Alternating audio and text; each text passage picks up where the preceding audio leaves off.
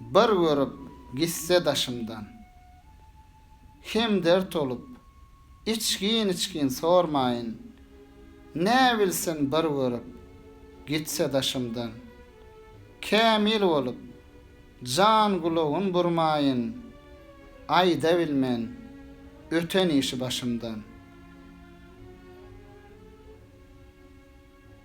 Anlay bilmen ahirim ne ter demen. Köp vaqtlar goşulmadım her demen. Yaradandan 77 rızamen. Yağşı yaman her ne gelse başımdan. Ey hırakat bilen bakan bizlere, mecaz bilip münkür bolmasallere, halal lukma yağtılık bir gözlere, tutkul yağın bilgil nanu aşımdan.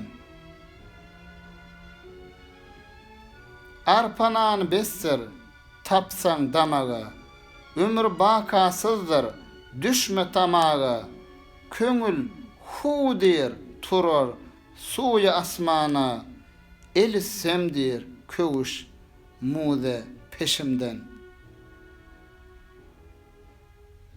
Mağtam mulu çekip düşman neharın, pişem yutmoktur yaman gaharın. Ötürüp men yigitliğin baharın, gutulmak yok garrılığın kışından.